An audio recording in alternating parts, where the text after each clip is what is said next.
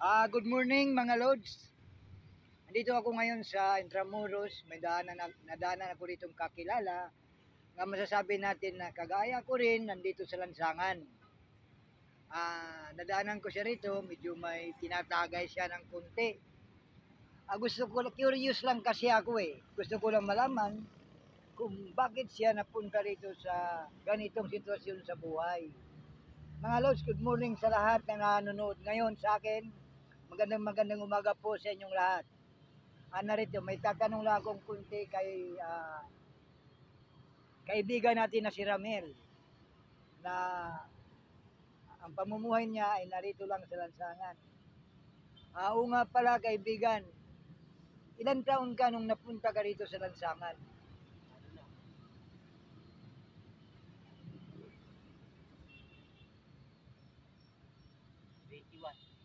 21 years. 21 years old ka.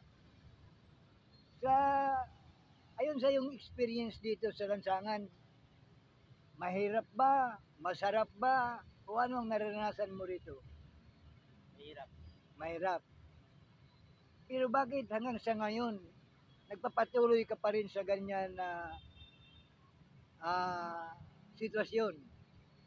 Kasi kung hindi ko gagawin ng paraan, magugutom ako dito. Kasi aanuin pa natin yung sadya kung mahina. Oo nga naman, at saka hinuhuli pa, di ba? At nga pala, may asawa at anak ka ba? Mayroon. Nasaan na sila ngayon? Sa Basico. Sige, bakit ito na lang? May iba tayo. Paano mo naman pinapalipas yung maghapon mo, yung kinakain mo araw-araw? Paano ginagawa mo? Naglilibang lang ako. Naglilibang ka lang? Ito si Paring Ramil, mga kaibigan, napakabait na tao. Matagal ko na itong nakikilala rito sa Lansangan. At wala kang masasabi nito, kahit sabihin natin na na minsan umiinom siya, pero sobrang bait ang tao na ito.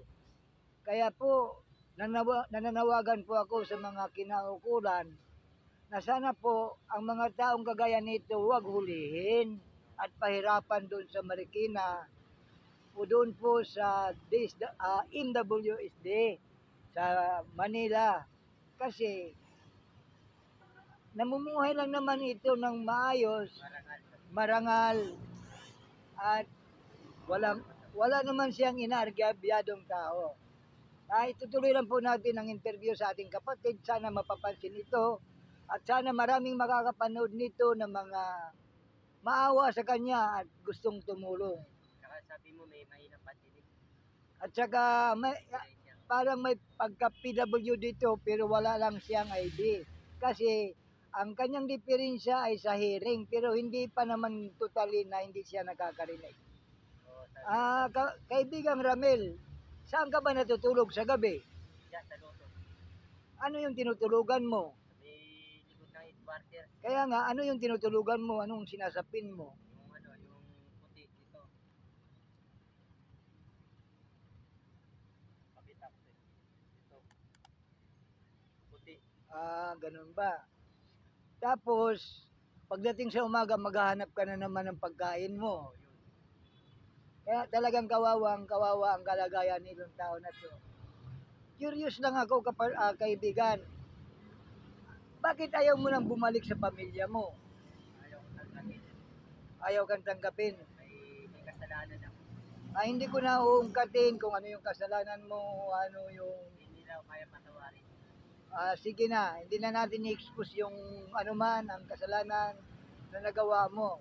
Ang importante, na tayo ngayon ay nananawagan sa DSWD na huwag namang hulihin at pahihirapan sa Marikina. Huwag namang hulihin, dadalhin sa Dilpan. Ako nananawagan din sa kinaukulan na sana naman huwag ganon. Kaya ninyo nilirescue ang tao kasi gusto nyong tulungan, hindi pahihirapan. Kapatid ni Ramil, ang anak mo nag-aaral ba? Hindi rin. Yung asawa mo ngayon, may asawa ng iba. Meron na. Mga kaibigan, medyo mataas ng video na to. Subaybayan nyo sa next video ko kung ano pang sasabihin ng kaibigan. Pero I'm sure sa inyo na talagang napakabait at napaka ng tao na to. Magaling makisama, wala kang maririnig, wala kang masasabi, ayaw niya ng gulo, ayaw niya ng ano. Kasi alam niyo naman sa lansangan, andito lahat ang tao. Sana po, subaybayan nyo ang susunod kong video. Kasi video alanganin yung pisto namin. Pag may pira po ako, mag-aabot po ako sa kanya ng kunting tulong. At talaga ang tao na ito nangangailangan ng tulong, pansin sa ating gobyerno. Hindi lang ito, daan-daan, libu-libu ka mga tao ang andi dito sa lansangan na ang tanging kasalanan lang ay walang tahanan.